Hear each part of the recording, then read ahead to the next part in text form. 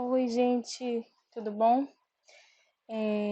Espero que todos estejam bem, se cuidando em casa, por favor. Vamos colocar um mantra na cabeça do não sair de casa. Né?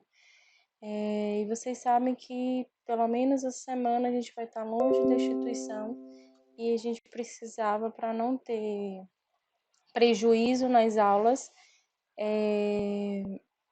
fazer essas videoaulas. Então, espero que dê tudo certo. E lembrando a vocês, vocês já estão mais do que acostumados com as minhas pré e pós-aulas. Então, vocês devem fazer e vão me entregar na próxima sexta-feira, que é dia 27, tá? Eu vou estar mandando e-mail para vocês pelo AVA e vocês ficam de olho aí, tá? Além disso, vocês podem entrar em contato comigo para tirar qualquer dúvida da aula, qualquer dúvida de atividade que a gente precise fazer, tá? Então, pelo e-mail do AVA, né, pelas mensagens do AVA ou pelo meu e-mail pessoal, tá? Que eu vou estar mandando lá via AVA. Então, vamos iniciar. Nessa aula de hoje, a gente já falou na disciplina sobre a composição centesimal de forma geral, como é que o alimento ele é dividido, tá? Também falamos sobre a rotulagem, como produzir rótulos, né, e também a tabela nutricional, o que é que tem que ter obrigatoriamente na tabela nutricional e o que é que tem que ter obrigatoriamente no rótulo, as informações do rótulo. E agora a gente vai entrar propriamente na parte de composição centesimal. E aí hoje a gente começa com água em alimentos, tá? Quando eu falo de água em alimentos, por que água em alimento? Na sua maioria, né, tirando os alimentos, né, modificados em alguns aspectos que a gente ainda vai discutir hoje,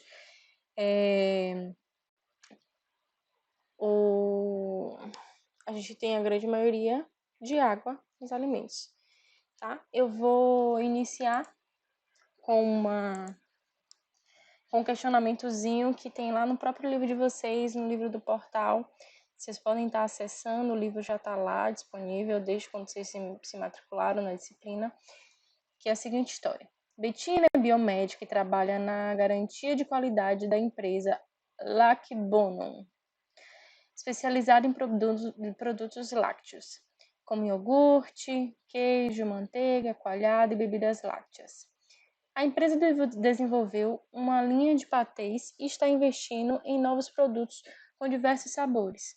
Os patês apresentaram recentemente um crescimento de micro-organismos que, mesmo não sendo patogênicos, ou seja, mesmo não causando doenças, são deteriorantes, diminuindo a vida útil do produto. A gente até discutiu lá em microbiologia de alimentos, né, sobre essa questão dos micro-organismos. Muitas vezes eles não causam doença, mas eles geram deteriorização no alimento e isso traz prejuízo para a indústria de alimentos.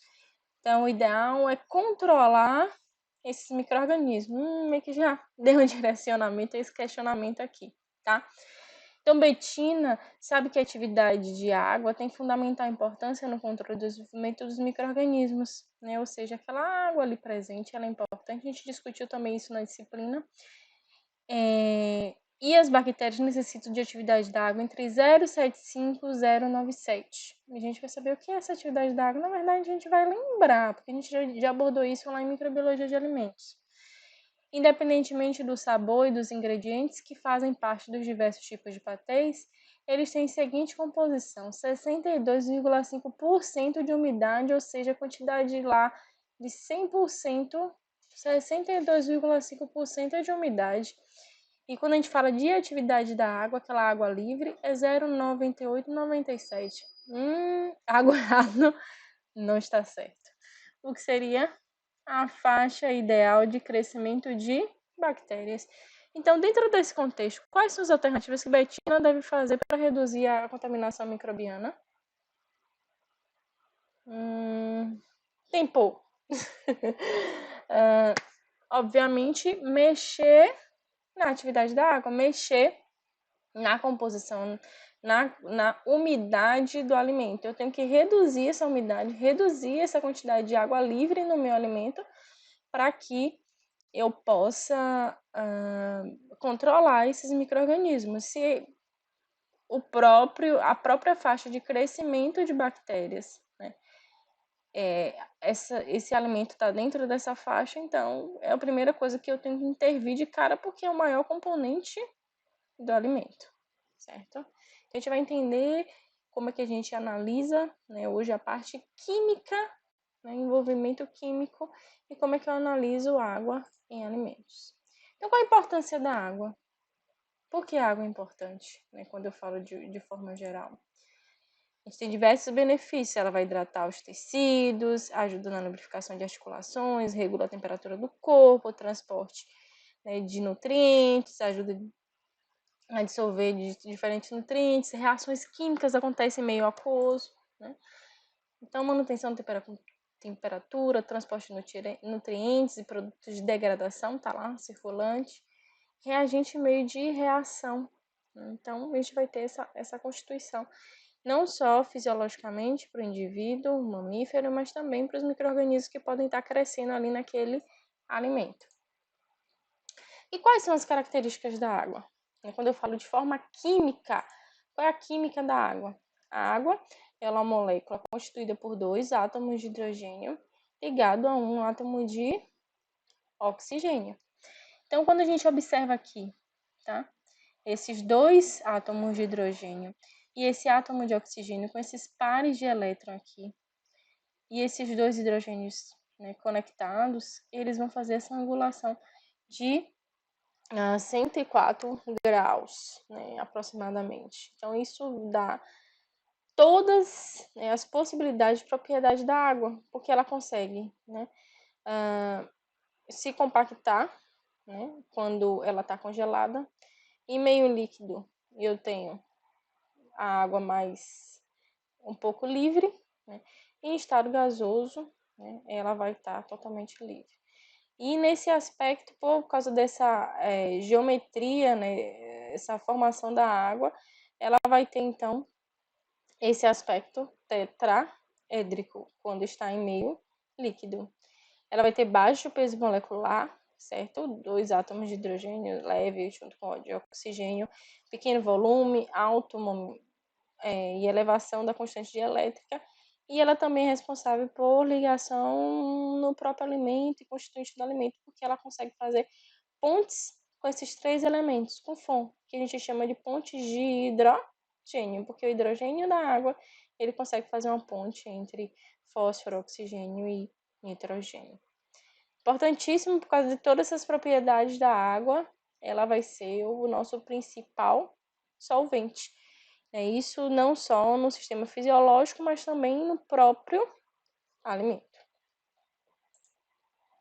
Então, quando eu falo do alimento, quando eu falo dessa taxa de água, essa porcentagem de água no alimento, eu vou, né, falar de muitas vezes de adulteração.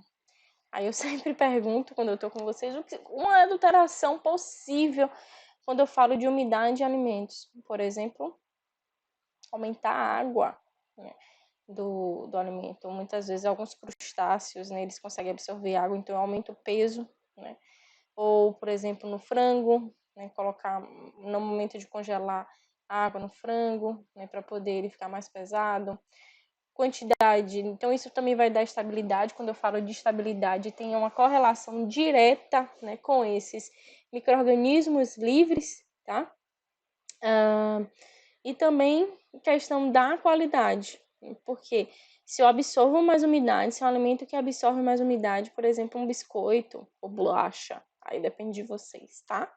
Então, se for um biscoito ou uma bolacha, né, a quantidade de água que pode ser absorvida no ambiente, essa umidade que pode ser absorvida no ambiente vai modificar a estrutura. Então, eu vou ter que investir de uma forma diferente na embalagem, né, desse biscoito ou dessa bolacha, né, para evitar para evitar a absorção, né, de umidade, né? E também é importante para a composição, né? Até no próprio questionamento que tem no livro de vocês, né, essa quantidade, essa composição era 60 e tantos por cento de umidade de água, ele acabava estragando, né, e aumentando a deteriorização.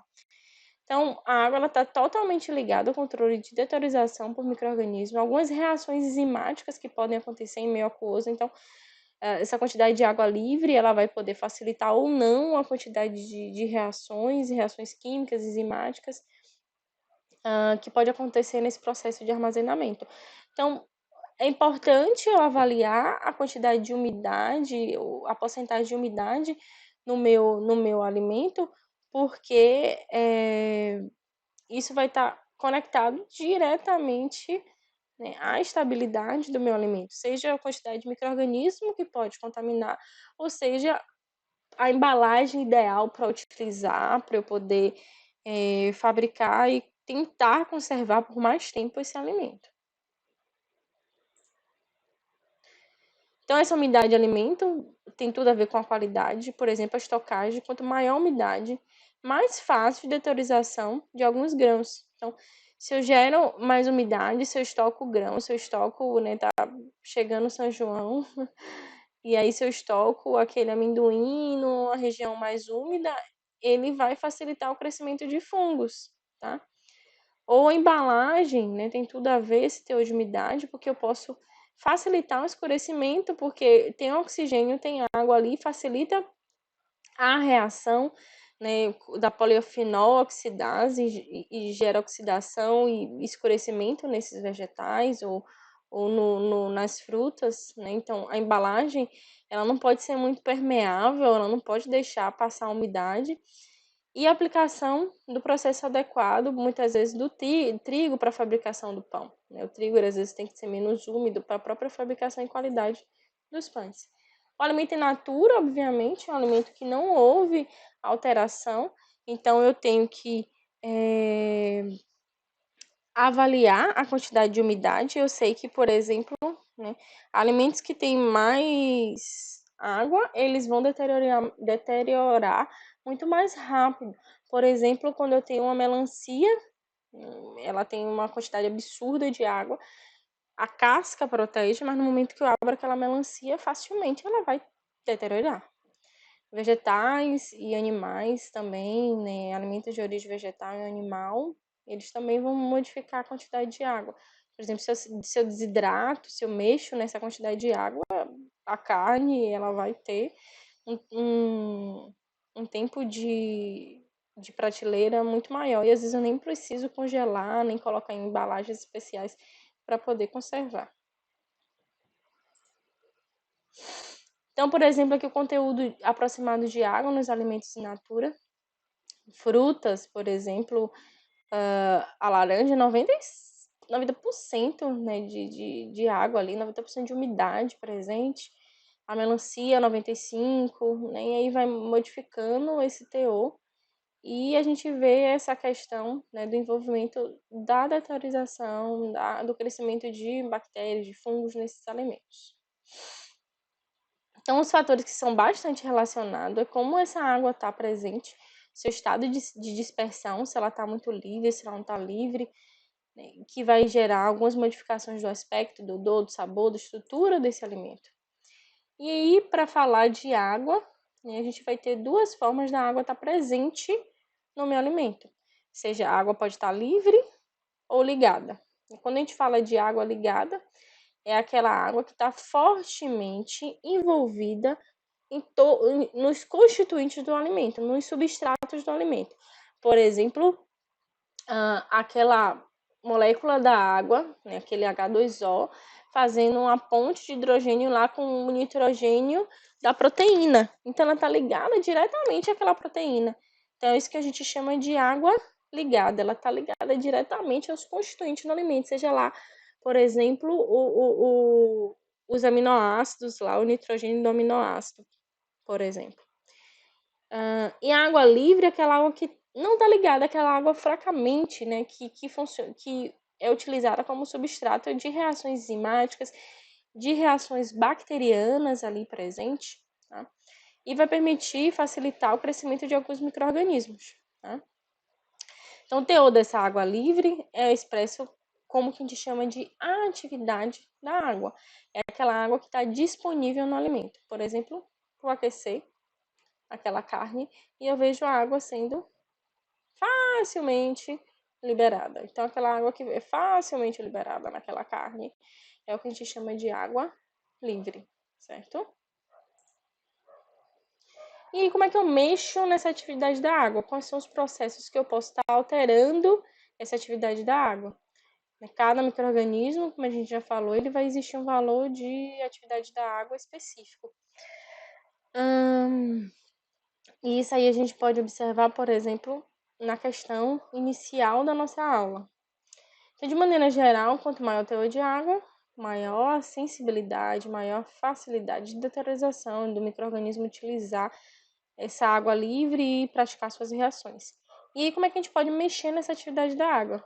Remoção das moléculas de água a partir de secagem, desidratação, redução da mobilidade quando eu congelo o meu alimento, então a água ela não vai estar mais livre, ela entra em estado sólido, né, a 4 graus, e adição de solutos, como eu adiciono sal, água, ou desculpa, sal, açúcar, tá, no alimento, e aí eu modifico essa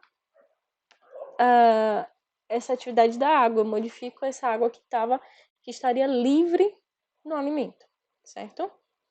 Então, por exemplo, quando eu estava falando de carnes que não estão tão conservadas, facilmente conservadas, eu posso estar associando aquele charque, né, ou aquela carne de sertão. Então, se a carne tivesse in natura, eu não tivesse adicionado tanto sal, ela não ia conseguir ficar fora da geladeira, por mais que a embalagem seja uma embalagem a vácuo, mas ela tá fora da geladeira. Ou o bacalhau salgado lá, ele vai ficar fora da geladeira e fica lá embancada e ele não deteriora, apesar da carne de peixe ser muito fácil de deteriorização, tá? Então, esses aspectos são observados e a gente está, né, lidando com a água que a gente chama de água livre. Então, esse teor de água livre, ou atividade da água, ou AW, né, vai ser a pressão de vapor, né, da água sobre o alimento dividido por pressão do vapor da água pura. Então, é dada a partir dessa relação. Obviamente, na mesma temperatura. Então, o valor máximo vai ser 1. Então, isso praticamente não existe, porque a pressão do vapor da água pura, né, ou seja, sem nenhuma molécula que modifique, vai ser água, nem a água do mar, né? Sem nenhuma molécula que modifique, não vai ter como ser exatamente igual à água do alimento, porque eu tenho proteína, eu tenho lipídio, eu tenho alguns nutrientes que modificam, né, essa pressão para a água virar vapor. Tá? Então, o máximo vai ser 1, mas esse 1 é algo inexistente, tá? Porque para dar 1, vai ser, por exemplo, 10 dividido por 10. Tcharam, dá 1, né? Então, acima de 0,9, né, soluções são bastante diluídas, é um substrato para micro-organismos, tá? E eu tenho baixas reações enzimáticas. E aí, porque a gente tem que pensar por que eu tenho baixas reações enzimáticas ali presentes, tá? Porque as enzimas vai estar mais distante do substrato, tá? Porque se eu tenho soluções mais diluídas, eu tenho uma atividade da água alta, então o substrato está aqui, a enzima está aqui. Então, para que eu tenha facilidade de encontro, eu não posso estar tão diluído. Eu preciso estar menos diluído. Então, com a atividade da água de 0,9, eu tenho bastante reações, contaminação microbiológica, mas não tanta reação enzimática ali presente. Então, entre a faixa de 0,4 e 0,8, aí sim eu tenho uma maior possibilidade de reações enzimáticas mais rápidas, mais possíveis de acontecer, porque está mais concentrado, eu tenho menos água, então mais fácil da enzima e o substrato se encontrarem. E quando ela está a 0,6, assim, dentro dessa faixa eu tenho sim crescimento de micro-organismo ainda. 0,6 começa a reduzir esse crescimento de micro-organismo, e quando eu tenho uma atividade da água de 0,3, aquele elemento é extremamente desidratado, aí não acontece praticamente nada, não tem tanta reação enzimática e não tem tanto crescimento de micro-organismo. Isso quando eu falo de reação, com exceção da oxidação de lipídios. Oxidação, oxigênio, então, se eu tiver menos água, é mais fácil que esses lipídios, né, sejam oxidados. Então, em suma, né, bactérias normalmente elas vão crescer numa faixa ideal para crescimento bacteriano é de 0,9, mas a gente tem uma faixazinha. Leveduras, né, 0,88, fungos 0,8 e micro-organismos osmofílicos, né, 0,62. E aí vocês têm que lembrar o que é um micro-organismo osmofílico. Vocês viram lá com o professor Tiago em CMC o que é osmose. Alguns segundos aí para vocês pensarem. Então, gente, lembrando, osmose, né, é a transporte da água. A água ela vai se movimentar de um local menos concentrado para um local mais concentrado, certo? Mais concentrado e menos concentrado de quê? De soluto, tá? Então, eu vou, por exemplo, um micro-organismo osmofílico é aquele micro-organismo que consegue conviver num ambiente com pouca água, porque se eu tenho uma redução de água naquele ambiente, micro-organismo, eu fico mais concentrado, porque eu vou ter mais, né, sais ali, etc., e eu posso mexer nessa osmose. Então, como é que é feito esse método de avaliação de água em alimentos?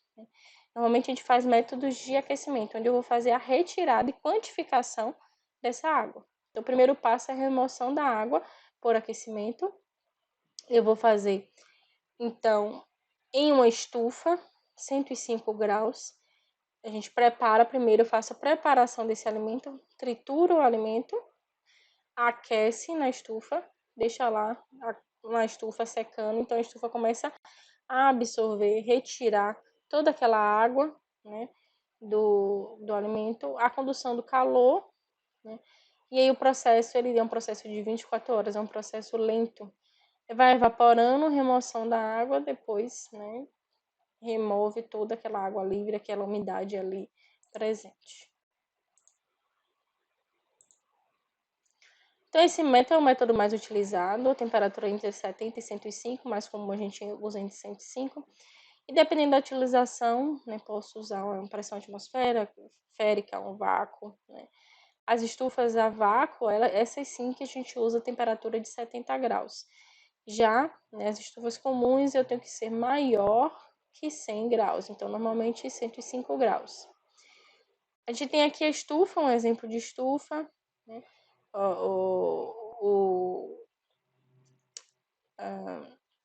as cápsulas de porcelana, aqui uma pinça, né, onde a gente faz o transporte dessa cápsula, e aqui um dessecador, tá? Então, como é o processo? Primeiro, a gente coloca essas cápsulas na estufa para que não tenha nada de umidade nessas cápsulas, porque a própria umidade do ambiente ela pode alterar, é um método muito sensível. E aí, para eu transportar essa cápsula sempre com essa pinça, eu vou pinçar a cápsula e transportar para que a umidade das minhas mãos elas não sejam transferidas para essas cápsulas. Depois que eu deixei na estufa, a gente passa para esse dessecador, tá? Quando a gente passa para esse dessecador, eu vou deixar que ele volte à temperatura normal, ou seja, ele não vai estar mais a 105 graus, porque a temperatura ela também altera o peso, e a gente vai fazer uma técnica a partir de peso, tá? E no dessecador, ele vai ter sílica e ele vai gerar um vácuo, ele não vai deixar que a minha cápsula absorva umidade, tá? Por isso esse processo. Então, a estufa é simples, normalmente é o que a gente usa, mas pode ter com ventilação, a vácuo. As cápsulas, elas podem ser de porcelana, de alumínio, de vidro. E, como eu falei com vocês, né, o transporte das cápsulas deve ser feito sempre com a pinça ou papel para evitar passar a umidade das mãos, certo? A gente vai pesar a amostra entre 2 e 5 graus. A ideia é que, como eu falei com vocês, essas amostras já sejam trituradas, moídas para a menor espessura possível, para facilitar que o ar quente entre no alimento e retire a umidade. Então, aqui, ó, o alimento na sua forma normal, a gente tritura, né, para que ele fique em pozinho. E a gente pesa em uma balança analítica. Então, a balança que é bastante sensível, tem que ter todo um cuidado de manipulação da balança. A gente vai aprender, a gente vai ver direitinho lá no laboratório, tá? Então, a gente pegou a cápsula lá do dissecador, coloco na minha balança. E aí eu peso a cápsula, porque eu preciso saber o peso da cápsula, o peso inicial dessa cápsula. Depois que anoto o peso da cápsula, eu então peso de 2 a 5 gramas o meu alimento triturado. Pesei, pronto. Levo para a estufa. Deixo 24 horas. Deixei 24 horas na estufa. Aí sim eu posso retirar da estufa e pesar aquele sistema, tá? Lembrando, para retirar da estufa também com a pinça, tá? Então, retiro daquele sistema, eu retiro da estufa aquele sistema. Por que eu tô falando sistema? Porque eu tenho a cápsula junto com o que eu pesei, junto com o que eu botei lá na estufa para secar, tá? E aí, coloquei lá na estufa para secar. Então, eu consigo pesar esse sistema. Por que esse sistema que eu tô falando e frisando, né, várias vezes? Porque eu não posso tirar aquilo que eu coloquei para secar da minha cápsula, certo? E colocar na balança, porque eu vou perder a amostra ali dentro da minha cápsula. Então, o ideal é que eu pese o sistema. Por isso que eu falei aqui no início, eu tenho que saber o peso da cápsula. Eu preciso saber o peso da cápsula para no momento que eu pegar aquele sistema, que eu vou pesar tudo, o que ficou na cápsula, junto com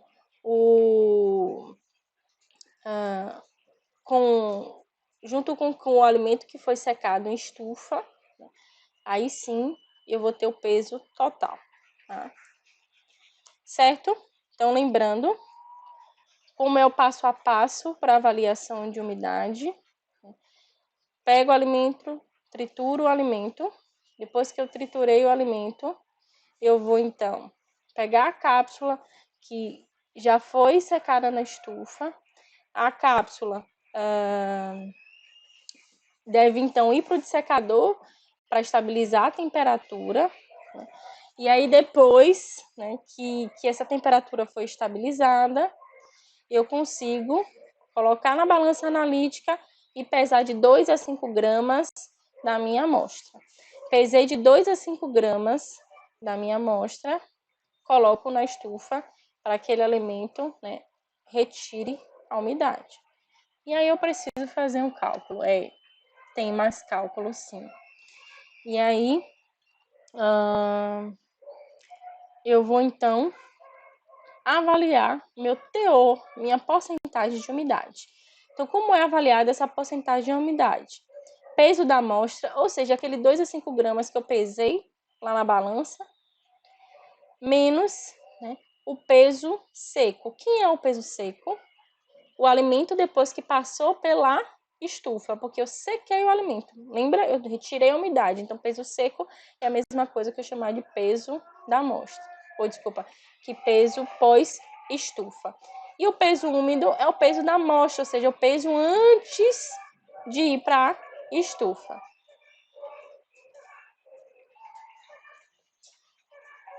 Depois de subtrair isso, eu vou dividir isso aqui pelo peso da amostra, a mesma coisa que peso úmido, e multiplicar por 100.